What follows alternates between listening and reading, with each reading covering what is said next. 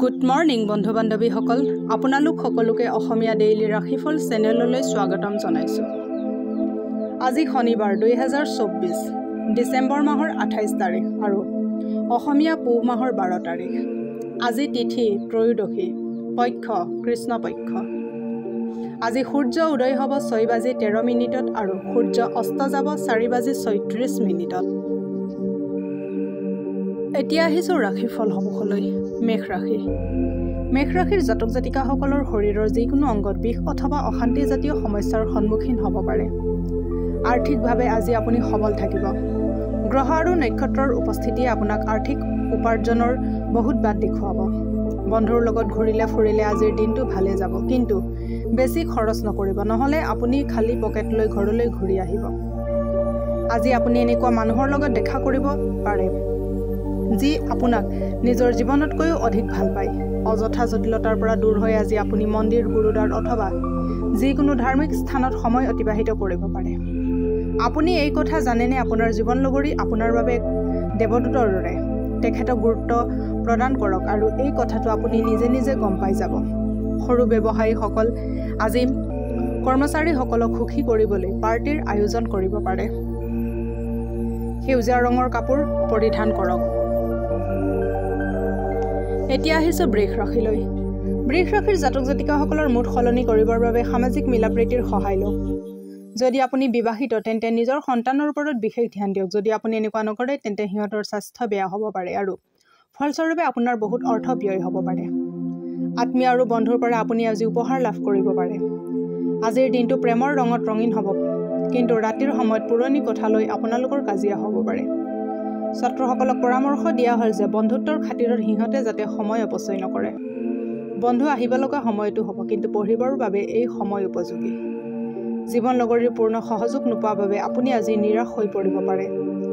কোনোবা এনেকুৱা ব্যক্তিৰ ফোন আহিব পাৰে যাৰ লগত আপুনি বহুত দীঘলীয়া সময়ৰ পৰা কথা ক'ব বিচাৰি আছিল। বহুত এনেকুৱা পুৰণি কথা মনত পৰিব যিবোৰে আপোনাক এতিয়াও সতেজতা প্ৰদান কৰে আৰু এইবোৰ স্মৃতি আপোনাক আগৰ দিনলৈ উভতাই লৈ যাব। জেপত সেউজীয়া ৰঙৰ ৰুমাল ৰখাটো আৰ্থিক পক্ষৰ বাবে শুভ। এতিয়া আহিছোঁ মিথুন ৰাশিলৈ। মিথুন ৰাশিৰ জাতক জাতিকাসকলৰ আজি বহুত শান্ত আৰু সন্তুষ্টিত থাকিব আৰু আনন্দ উপভোগ কৰাৰ অভিপ্ৰায় লৈ থাকিব।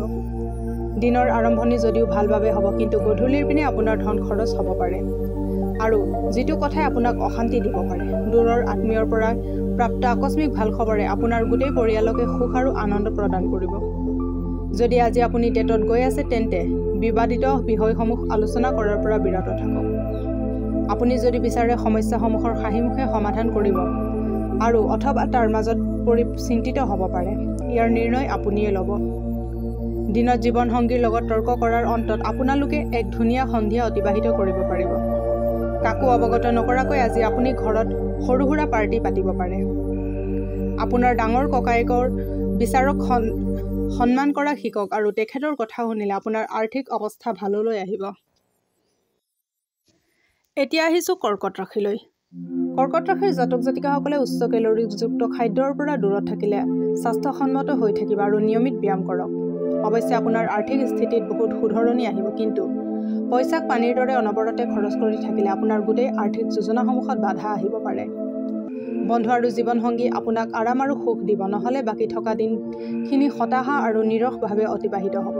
ছ'চিয়েল মিডিয়াত প্ৰিয়জনৰ আগৰ কিছুমান পোষ্ট দেখিব। এইবোৰ চাই আপুনি বহুত ভাল অনুভৱ কৰিব। আজি আপুনি নতুন কিতাপ এখন কিনি আনি কোনোবা বন্ধ কোঠালিত গোটেই দিন অতিবাহিত কৰিব পাৰে। আজি আপোনাৰ জীৱনসংগী আপোনাক মৰম আৰু সুখৰ এক বেলেগ পৃথিৱীত বিচৰণ কৰাব পাৰে। কোনো ফিল্ম বা নাটক চাই আপোনাৰ আজি পাহাৰত যাবলৈ মন যাব পাৰে। হনুমান চালিচাৰ পাঠ কৰিলে স্বাস্থ্যৰ বাবে শুভ হয়। এতিয়া আহিছোঁ সিংহ ৰাশিলৈ। সিংহ ৰাশিৰ জাতক জাতিকাসকলৰ বন্ধুৰ পৰা পোৱা বিশেষ প্ৰশংসা আপোনাৰ আজি সুখৰ এটা কাৰক বনিব, কাৰণ আপুনি নিজকে গছৰ নিচিনা বনাই লৈছে, যিয়ে অনবৰতে ৰ'দত থিয় হৈ সেই ৰ'দ সহ্য কৰি বেলেগক অনবৰতে ছাঁ দি থাকে। ধন আপোনাৰ বাবে আৱশ্যকীয়, কিন্তু পইচাৰ মোহত নিজৰ মানুহবোৰৰ লগত সম্পৰ্ক তিক্ত কৰি নেপেলাব। পৰিয়ালৰ সদস্যৰ লগত হাঁহি খিকিন্দালিৰে ভৰা ব্যৱহাৰে ঘৰৰ পৰিৱেশক লঘু আৰু আনন্দৰে ভৰা কৰি তুলিব। কোনোবা মনোগ্ৰাহী ব্যক্তিৰ লগত দেখা হোৱাৰ প্ৰবল সম্ভাৱনা আছে। আজি আপুনি প্ৰেমিকাৰ লগত সময় অতিবাহিত কৰিব পাৰিব আৰু তেখেতৰ সন্মুখত নিজৰ অনুভূতিবোৰ প্ৰকাশ কৰিব পাৰিব। আপোনাৰ জীৱনসংগী আজি আপোনাক সুখী কৰিবলৈ যৎপৰোনাস্তি চেষ্টা কৰাটো চকুত পৰিব। যি কাম আপুনি আজি সম্পূৰ্ণ কৰিবলৈ সমৰ্থ সেই কাম কাইলৈ বুলি পেলাই নথলেই আপোনাৰ বাবে ভাল। ধুনীয়া আৰ্থিক স্থিতি অটুট ৰাখিবৰ বাবে কিতাপ তথা লাগতিয়াল পঠন সামগ্ৰী কোনোবা আগ্ৰহী ব্যক্তি যেনে ছাত্ৰ গৱেষক ইত্যাদিক উপহাৰ হিচাপে দিয়ক। এতিয়া আহিছোঁ কন্যা ৰাশিলৈ। কন্যা ৰাশিৰ জাতক জাতিকাসকলৰ শাৰীৰিক অৱস্থা অধিক ভাললৈ আহিব যদিহে আপুনি নিজৰ সমস্যাসমূহ অন্যৰ লগত ভাগ বতৰা কৰে। কিন্তু মনত ৰাখিব যে এইবোৰ যদি আপুনি অৱহেলা কৰে তেন্তে পিছত আপোনাক অপকাৰ হ'ব পাৰে। গ্ৰহ নক্ষত্ৰৰ স্থিতি আজি আপোনাৰ বাবে প্ৰতিকূল। আজি আপুনি আপোনাৰ ধন বিশেষ সুৰক্ষিত কৰি ৰাখিব লাগিব। দিনৰ উত্তৰাৰ্ধত হঠাৎ অহা যিকোনো ভাল খবৰে গোটেই পৰিয়ালকে সুখ আৰু আনন্দ প্ৰদান কৰিব। আপোনাৰ প্ৰিয়জন আপোনাৰ পৰা প্ৰতিশ্ৰুতি বিচাৰিব, কিন্তু এনেকুৱা প্ৰতিশ্ৰুতি নিদিব যি আপুনি সম্পূৰ্ণ কৰিব নোৱাৰে। জীৱনসংগীৰ লগত সময় অতিবাহিত কৰিবৰ বাবে আজি আপুনি অফিচৰ পৰা সোনকালে ওলাব পাৰে, কিন্তু বাটত অত্যধিক ভিৰৰ বাবে আপুনি এনেকুৱা কৰাত ব্যৰ্থ হ'ব। কোনোবা পুৰণা বন্ধু আপোনাৰ আৰু আপোনাৰ জীৱনসংগীৰ স্মৃতিসমূহ সতেজ কৰিব পাৰে। সৰু ভাইটিৰ লগত ফুৰিব যাব পাৰে, ইয়াৰ ফলত আপোনাৰ সম্বন্ধ বেছি কটকটীয়া হ'ব। সৰিয়হৰ তেলত নিজৰ প্ৰতিবিম্ব চাই সেই তেলেদি ময়দাৰ মিঠা পিঠা বনাই লৈ পক্ষীক খোৱালে আপোনাৰ অৰ্থৰ বিকাশ ঘটিব। এতিয়া আহিছোঁ তুলা ৰাশিলৈ। তুলা ৰাশিৰ জাতক জাতিকাসকলৰ আজি অফিচৰ পৰা সোনকালে ওলাব চেষ্টা কৰক আৰু সেই কাম কৰক যি আপোনাৰ কৰি সঁচাকৈয়ে ভাল লাগে। আজি কোনোবা বিপৰীত লিংগৰ সহায়ৰ জৰিয়তে আপোনাৰ ব্যৱসায় অথবা চাকৰিত আৰ্থিক লাভ হোৱাৰ আশা আছে। যদি কথা বতৰা আপোনাৰ মতে নহয় তেন্তে খঙতে আপুনি কঠোৰ কথা এটা কৈ দিব পাৰে আৰু যাক লৈ আপুনি পিছত পৰিতাপ কৰিবলগীয়া হ'ব পাৰে। সেইবাবে ভাবি চিন্তি কথা কোৱা শিকক। প্ৰত্যেক দিনাই প্ৰেমৰ পৰা আপোনাৰ এই প্ৰেমত পৰাৰ অভ্যাসটো সলনি কৰক। দিনৰ আৰম্ভণি কিমানে ক্লান্তিকৰ নহওক কিয়, যেনেকৈ দিন আগবাঢ়ি থাকিব তেনেকৈ আপোনাৰ ভাল ফল প্ৰাপ্ত হৈ থাকিব। দিনৰ অন্তত আপুনি নিজৰ বাবে সময় পাব আৰু আপুনি কোনোবা ঘনিষ্ঠক লগ কৰি এই সময়ৰ সৎব্যৱহাৰ কৰিব পাৰে। দিনত জীৱনসংগীৰ লগত তৰ্ক কৰাৰ অন্তত আপোনালোকে এক ধুনীয়া সন্ধিয়া অতিবাহিত কৰিব পাৰিব। কাৰোবাক দিয়া ঋণ ঘূৰাই পাব পাৰে, যাৰ ফলত আপোনাৰ আৰ্থিক সমস্যা দূৰ হ'ব। নিজৰ ওজনৰ সমতুল্য পৰিমাণৰ বাৰ্লি ৰাজহুৱা গোহালিত দান কৰিলে পাৰিবাৰিক জীৱনত লাভ হ'ব। এতিয়া আহিছোঁ বৃশ্চিক ৰাশিলৈ। বৃশ্চিক ৰাশিৰ জাতক জাতিকাসকলৰ সকলোতকৈ ডাঙৰ সম্পত্তি হ'ল আপোনাৰ বেলেগক সহায় ৰাখিব পৰা দক্ষতা। নিজৰ বেমাৰ ঠিক কৰিবৰ বাবে ইয়াৰ প্ৰয়োগ কৰিব পাৰে। ধনৰ আগমনে আপোনাক বহুত আৰ্থিক সকাহ দিব। আত্মীয় আৰু বন্ধুৰ পৰা আপুনি আজি উপহাৰ লাভ কৰিব পাৰে। আকাশখন অধিক উজ্জ্বল দেখা যাব। ফুলসমূহৰ ৰঙৰ খেলা ধুনীয়াকৈ প্ৰতিফলিত হ'ব আৰু আপোনাৰ ওচৰে পাজৰে থকা সকলো বস্তু উজ্বলি উঠিব, কাৰণ আপুনি নতুনকৈ প্ৰেমৰ অনুভূতি অনুভৱ কৰিব। অসুবিধাক দ্ৰুতভাৱে সন্মুখীন কৰাৰ আপোনাৰ ক্ষমতা আপোনাক আজি পৰিচয় প্ৰদান কৰিব। কিছুমান মানুহ একেলগে থাকে কিন্তু সিহঁতৰ জীৱনত প্ৰেমাভূতি খুব কমি যায়, কিন্তু আপোনাৰ বাবে এই দিনটো বহুত ৰোমান্টিকৰ বুলি প্ৰমাণিত হ'ব। আজি আপোনাৰ সহকৰ্মী আপোনাক উপদেশ দিব পাৰে, কিন্তু এই উপদেশ আপোনাৰ ভাল নালাগিব। ভাল স্বাস্থ্য প্ৰাপ্তিৰ বাবে শিৱ পূজা কৰক। এতিয়া আহিছোঁ ধনুৰাশিলৈ। ধনুৰাশিৰ জাতক জাতিকাসকলে ধ্যান আৰু যোগ আধ্যাত্মিক দিশৰ উপৰি আপোনাৰ শাৰীৰিক দিশদিও লাভান্বিত কৰিব। আপোনাৰ অতি কাল্পনিক যোজনাসমূহৰ বাবে আপোনাৰ ধন অধিক কমি যাব পাৰে। আজি আপুনি উৰ্জা দি ভৰপূৰ থাকিব, লগতে জীৱনগামী আৰু শক্তিৰে ভৰা ব্যৱহাৰ আপোনাৰ ওচৰে পাজৰে থকা লোকসকলকো সুখী কৰি তুলিব। প্ৰেমৰ দিশেদি আজিৰ দিনটো আপোনাৰ বাবে ভাল দিন হ'ব, লগতে আনন্দৰে ভৰপূৰ হ'ব।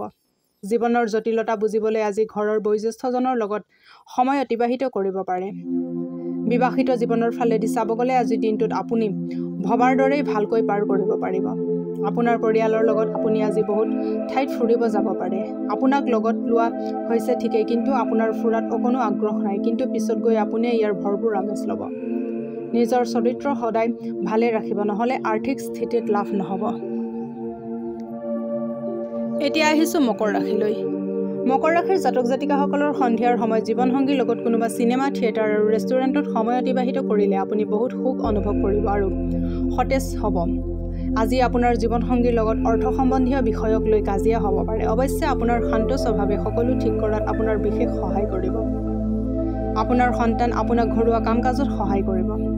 প্ৰেম ঈশ্বৰক উপাসনা কৰাৰ দৰে পবিত্ৰ হয়। এই প্ৰেমে আপোনাক ধৰ্ম তথা আধ্যাত্মিকতাৰ দিশত লৈ যাব পাৰে। অৱসৰ সময়ৰ সঠিক ব্যৱহাৰ কৰা আপুনি শিকিব লাগিব, নহ'লে জীৱনত আপুনি বহু লোকৰ পিছ পৰি থাকিবলগীয়া হ'ব পাৰে। আজি বিবাহৰ পিনেদি চালে সকলোবোৰ বস্তু আজি আপোনাৰ দিশে ধাৱমান হোৱা পৰিলক্ষিত হ'ব।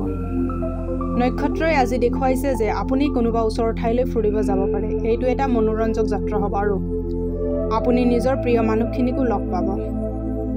মহিলাক সন্মান কৰাৰ শিকক। অকল পৰিয়ালৰ মহিলাই নহয়, সকলো মহিলাকে সমসন্মান দিয়ক। এনে কৰিলে আপোনাৰ স্থিতি সবল হ'ব।